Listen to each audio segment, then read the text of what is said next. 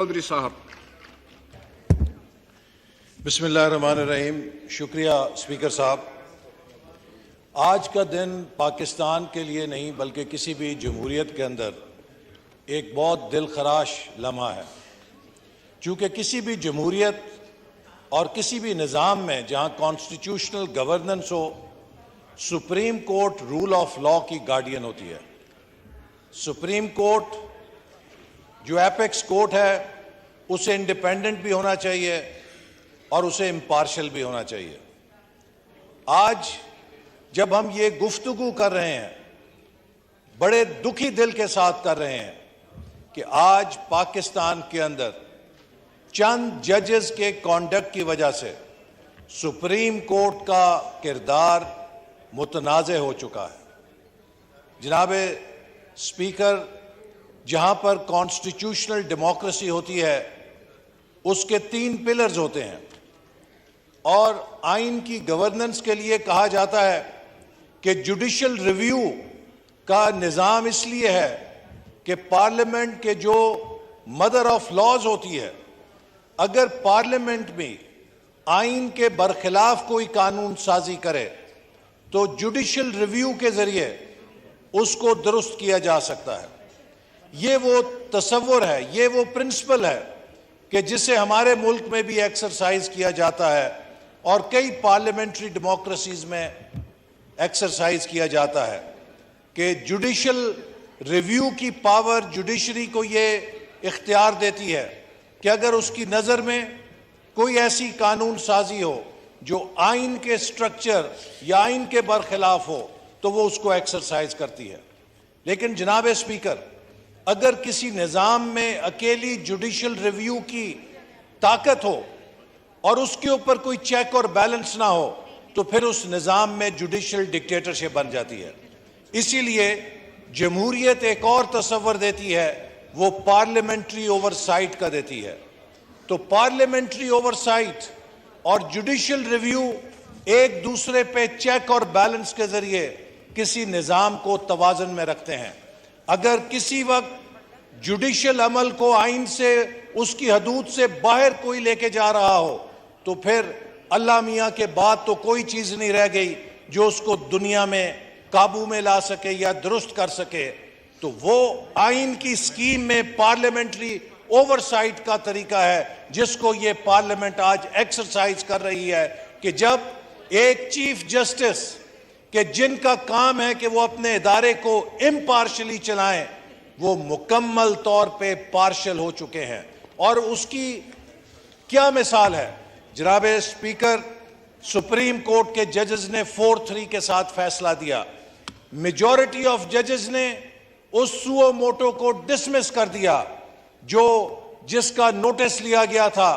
और उन्होंने कहा कि ये हमारे नोटिस लेने के लायक नहीं है। लेकिन 4 मेजॉरिटी जजेस के फैसले को महज इसलिए बुलडोज कर दिया गया कि जो 3 माइनॉरिटी जजेस थे उनमें से एक जज happens to be the chief justice. That chief justice by virtue of his office is now imposing the minority verdict of that bench on the country और is trying to do that. तो ये बदतरीन किस्म का misuse है of the office और बदतरीन किस्म का misconduct है। चूंकि उस अकलियती फैसले में एक शख्स चीफ जस्टिस है तो वो कहे कि मैं अपने मनसब की वजह से अपने अक्सरियती फैसले को, जो ब्रदर जजेस हैं उन्हें रोंद के अपना अकलियती फैसला नाफिज करूंगा। जनाब स्पीकर, चलिए इसको भी गौर कर सकते थे, लेकिन उस अकलियती फैसले में कहा गया कि हम आइन की पासदारी करेंगे और उस आइन की पासदारी में कहा गया कि 90 दिन के अंदर लाजिम है कि इलेक्शन हो। तो जनाब स्पीकर, मेरा सवाल ये होता है चीफ जस्टिस साहब से कि जब आप इतने बड़े आइन के चैंपियन बन के ये फैसला कर रहे थे तो क्या आइन पाकिस्तान सिर्फ पंजाब के सूबे में नाफिज होता है? क्या केपी का सूबा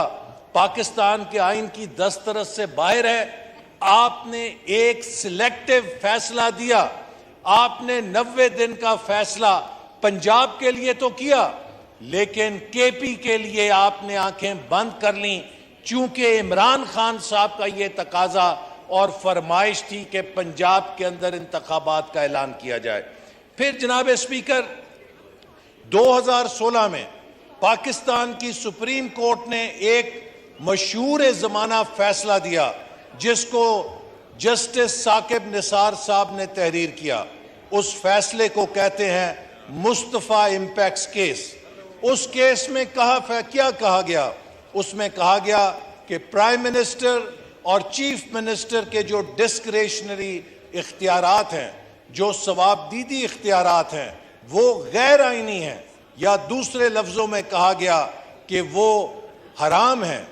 तो जनाब स्पीकर, मौजूदा चीफ जस्टिस ने वो कानून साजी जो इस पार्लियामेंट ने मुस्तफ़ा इम्पैक्स केस की रोशनी में की, वही कानून साजी की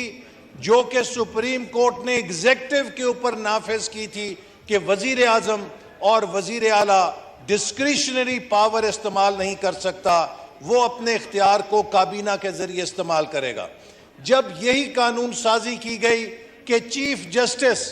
अपने डिस्क्रिशनरी इख्तियारात नहीं रखता, ये आइन के मुताबिक नहीं है, ये मुस्तफ़ा इम्पैक्स केस की रूह के मुताबिक नहीं है, लिहाजा चीफ जस्टिस ऑफ पाकिस्तान अपने डिस्क्रिशनरी इख्तियारात इंस्टीट्यूशनली एक्सरसाइज करेगा, विद ब्रदर जजेस अपने इदारे के साथ इख्तियार करेगा, उनको इस्तेमाल करेगा। तो जनाब क्या होता है कि चीफ जस्टिस साहब अपने ही सवाबदीदी इख्तियारात को बचाने के लिए अपनी ही क़ियादत में एक बेंच तश्कील देते हैं, और वो बेंच भी ऐसा तश्कील देते हैं कि जिसमें 2 पनामा शोरा आफाक जजेस होते हैं और 6 जजेस ऐसे मुंतखब किए जाते हैं जिन्हें आउट ऑफ सीनियरिटी अपॉइंटमेंट दी गई है, इस ख्याल से गालबन कि चूंकि वो आउट ऑफ सीनियरिटी सिलेक्ट किए गए हैं तो वो चीफ जस्टिस साहब की मंशा के मुताबिक उनकी शायद खुशनुदी के लिए उनके साथ कैरी ऑन करेंगे। उसमें किसी सीनियर जज को, ऐसे जज को जिसको सीनियरिटी की बुनियाद पे सुप्रीम कोर्ट में तकर्रुर किया गया है, किसी एक ऐसे जज को उस बेंच में शामिल नहीं किया जाता। तो ये worst form of bench engineering है जिसको हम कह सकते हैं। अगर सुप्रीम कोर्ट के अंदर इस तरह की इंजीनियरिंग होगी बेंच बनाने में, इस तरह की इंजीनियरिंग होगी मनपसंद फैसले लेने में, तो जनाब स्पीकर फिर इस पाकिस्तान के अंदर मातहत अदालतों के अंदर इंसाफ का क्या हालम होगा। हमारी एक मशहूर जर्नलिस्ट ने यह बात वाजे की है, रीमा उमर साहिबा ने, कि 2017 से पाकिस्तान की सुप्रीम कोर्ट में चंद मुंतखब जजेस हैं जो मखसूस किस्म के सियासी फैसलों के अंदर हर बेंच के अंदर मौजूद होते हैं और उनका फैसला एक खास रुझान की तरफ होता है और दूसरी साइड के खिलाफ होता है। तो जनाब, अगर इस किस्म की सुप्रीम कोर्ट के अंदर चीफ जस्टिस की छतरी के नीचे मैनूवरिंग हो रही हो और ये तासुर आ रहा हो कि चंद मुट्ठी भर जजेस हैं जिनकी कोई पॉलिटिकल लीनिंग है, उनकी एक सियासी बायस है और उसके नतीजे में उनके हर फैसले का बेनिफिशियरी इमरान खान है और उनके हर फैसले के खिलाफ, उनका हर फैसला पीएमएलएन के खिलाफ जा रहा है, तो फिर ये सुप्रीम कोर्ट नहीं है, फिर ये खुदा ना खास्ता सुप्रीम कोर्ट ऑफ पीटीआई बन जाएगी। तो ये वो हादसा है जिससे हम इस मुल्क को बचाना चाहते हैं, क्योंकि सुप्रीम कोर्ट पाकिस्तान में अदल इंसाफ का वो आखिरी मोर्चा होता है। खुदा ना खास्ता अगर इसमें नकब लग जाए तो इंसाफ की, रूल ऑफ लॉ की इमारत गिर जाती है। हमें चीफ जस्टिस से कोई झगड़ा नहीं है, हमें चीफ जस्टिस से कोई जाती अनात नहीं है, लेकिन जो चीफ जस्टिस का कॉन्डक्ट है वो उस मनसब के तकाजों के बरखिलाफ तमाम मिसकॉन्डक्ट की हदूद को क्रॉस कर चुका है। चूंकि चीफ जस्टिस ने अपने जाती इख्तियारात को दिफा देने के लिए अपना मनपसंद बेंच बनाया और इस ऐवान के पास किए हुए कानून को मुअत्तल और सस्पेंड कर दिया। ये पार्लियामेंट की कानून साजी के ऊपर हमला है। ये पार्लियामेंट जो पाकिस्तान के 22 करोड़ आवाम का मुंतखब इदारा है, इसकी कानून साजी की ताकत जो इसकी असल बुनियाद है, उसके ऊपर हमला है और पार्लियामेंट को सस्पेंड करने के मुतरादिफ है। तो जनाब स्पीकर, मैं समझता हूं कि ये इतना सीरियस और ग्रेव जुर्म है कि इसके ऊपर इस ऐवान को एक कमेटी बनाकर एक जुडिशल रेफरेंस चीफ जस्टिस के खिलाफ मूव करना चाहिए, क्योंकि अब उनका कॉन्डक्ट पाकिस्तान में निज़ाम इंसाफ के लिए खतरा बन चुका है। और ये बात, इसके कई और इंस्टेंसेस हैं जो मैं कोट कर सकता हूं, लेकिन जैसे मुझसे पहले भी कोलीग्स ने कहा कि मैं समझता हूं कि अब चीफ जस्टिस को यह भी चाहिए कि एक हुक्मनामा जारी करें कि पाकिस्तान में लोअर जुडिशरी से सिविल जज की अदालत से लेकर सेशन जज और हाई कोर्ट, हर जज जब उसकी अदालत में कोई मुल्ज़म पेश हो तो जज उसको ग्रीट करे कि आपको देखकर बड़ी खुशी हुई है, और जब किसी जज की अदालत से कोई मुल्ज़म रुखसत हो तो जज उसको कहे विश यू गुड लक। क्योंकि ये चीफ जस्टिस का कॉन्डक्ट है, तो ये फिर पैमाना होना चाहिए। मैं समझता हूं कि जिस किस्म का कॉन्डक्ट चीफ जस्टिस ने इमरान खान के लिए, उनके लिए तमाम अपनी खुशी का इजहार करके और इंसाफ के ज़ाब्तों को तोड़ के कि एक शख्स जो रिमांड के ऊपर है उसको जिस तरीके से रिहा किया गया, मुझे आप बताइए कि 60 अरब रुपए की चोरी का ओपन एंड शट केस है। एक वो केस होता है कि जिसमें जज कहता है कि प्राइमा फेसाई इसमें लगता है करप्शन हुई है। ये 60 अरब रुपए का अल कादिर ट्रस्ट का जो केस है, ओपन एंड शट केस है कि 60 अरब रुपया 190 मिलियन पाउंड हुकूमत पाकिस्तान के खजाने में आना था, जिसको इमरान नियाजी ने एक साजिश के तहत अपने जाती फायदे के लिए, उसे आप ग्राफ्ट कह लें, उसे आप करप्शन कह लें, उसने मलिक रियाज को फायदा पहुंचाने के लिए उस अकाउंट की तरफ मुंतकिल कर दिया जिसमें मलिक रियाज ने जुर्माना जमा कराना था। तो लंदन में उसकी मनी लॉन्ड्रिंग में जो रकम जब्त हुई वो पाकिस्तान में उसको वाइट मनी की सूरत में जुर्माना अदा करने के लिए दे दी गई, और इसके एवज इमरान खान साहब ने 600 कनाल से ज्यादा जमीन और हीरे जवाहरात के सेट और अपने फायदे के लिए चीजें ली, जो कि दुनिया की किसी अदालत में, टिम्बकटू रिपब्लिक की किसी कोर्ट में भी आप ले जाएं तो आंखें बंद करके जज कहेगा कि यह बदतरीन करप्शन की गई है, और हमारे चीफ जस्टिस ऑफ पाकिस्तान को इसमें करप्शन नजर नहीं आई। और वो समझते हैं कि एक शख्स जिसने 60 अरब रुपए का डाका डाला और जो पूरे दुनिया को पाकिस्तान में चीख चीख कर कहता था कि मैं रसीदें मांगूंगा, जब अपनी रसीदें देने की बारी आई तो वो बलवाई बन गया। उसने अपने लोगों से जिना हाउस जलवा दिया, उसने अपने लोगों से एमएम आलम का तारीखी जहाज जो हिंदुस्तान के लिए डरावना ख्वाब था उसको जला दिया, उसने शोहदा की यादगारें जला दी, उसने पाकिस्तान का इंफ्रास्ट्रक्चर जला दिया, और उसको इस तमाम कार्रवाइयां करने के बाद, इस दहशतगर्दी के बाद, जब इस सरगना को, इस गिरोह के सरगना को अदालत में पेश किया जाता है तो चीफ जस्टिस साहब कहते हैं आई एम वेरी हैप्पी और प्लीज टू सी यू। तो ये जुमले कह के चीफ जस्टिस ने 9 मई को जो इस मुल्क के अंदर दहशतगर्दी हुई है उसको सर्टिफिकेट कबूलियत और अपनी आशीर्वाद अता कर दी है कि एक ऐसे मुजरिम को कि जिसने मुल्क के अंदर अनारकी फैलाई है, आप उसका इस्तकबाल कर रहे हैं, उसको आप खुशनुमा जुमलों के साथ वेलकम कर रहे हैं। आपने पाकिस्तान की मुसल्लह अफवाज और रियासती इदारों के ऊपर जो बलवागिरी इन्होंने की है उसको सनत कबूलियत अता किया है। तो इन सारी गुजारिशात की रोशनी में मैं आपसे अपील करूंगा कि ये वक्त है, कौम पार्लियामेंट की तरफ देख रही है, हमने पाकिस्तान को इस तबाही से बचाना है जिस तबाही में ये जुडिशल चंद लोग, जो एक गिरोह है, मैं पूरी अदलिया की बात नहीं करता, चंद मखसूस लोग हैं, ये मुसलसल पाकिस्तान को बहरानों के अंदर रख रहे हैं। पिछले 6-8 माह से पाकिस्तान की इकॉनमी को इमरान खान ने और इसके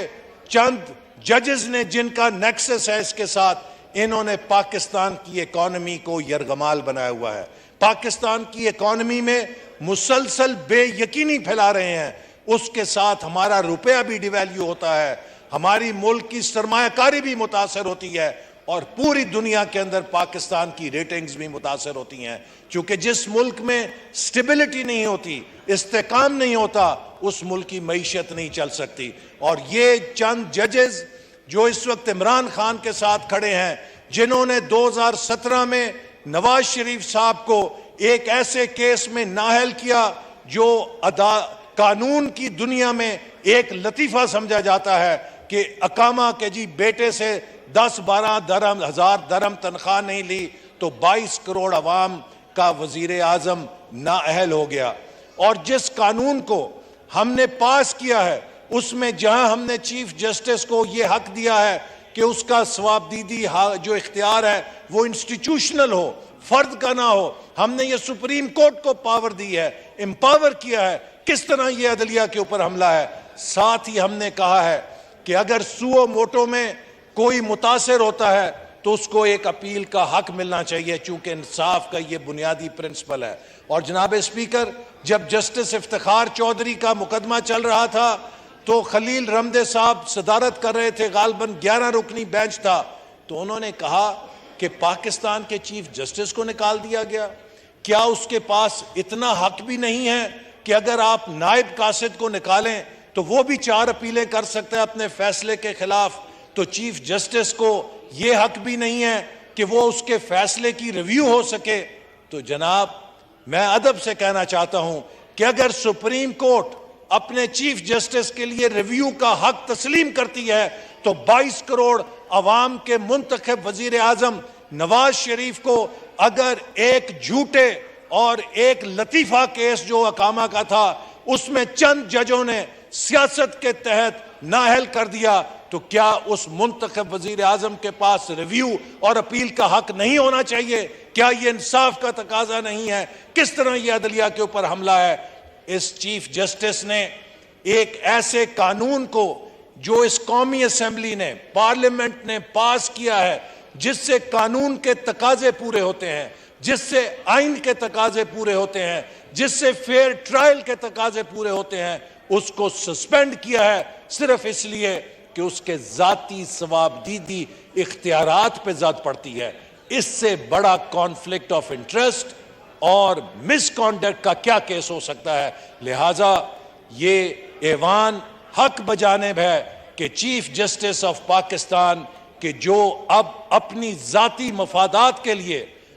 इस वक्त पाकिस्तान के आइन को और पाकिस्तान के निज़ाम अदल को होस्टेज कर रहे हैं, ये पार्लियामेंट्री ओवरसाइट का फंक्शन ये पार्लियामेंट इस्तेमाल करे, उनके खिलाफ एक जुडिशल रेफरेंस बना के, जो रिव्यू सुप्रीम जुडिशल काउंसिल में मिसकॉन्डक्ट का रेफरेंस बना के भेजे ताकि हम अदल के निज़ाम को बचा सकें। ये रेफरेंस किसी निज़ाम के खिलाफ नहीं है, ये चीफ जस्टिस के मिसकॉन्डक्ट के ऊपर है ताकि हम अपनी सुप्रीम कोर्ट को बचा सकें। हम सुप्रीम कोर्ट को एक बहुत मुकद्दस इदारा समझते हैं, रूल ऑफ लॉ की बैकबोन समझते हैं। और आज पाकिस्तान के तूलो अर्ज से जो लोग बाहर आए हुए हैं, इनकी भी एक ही पुकार है कि इन्होंने सुप्रीम कोर्ट को बचाना है। हम सुप्रीम कोर्ट की इम्पार्शियलिटी को, सुप्रीम कोर्ट की इंडिपेंडेंस को बचाना चाहते हैं। और इसके लिए मैं समझता हूं कि अब आपके कांधों पे जिम्मेदारी है कि आप इस ऐवान की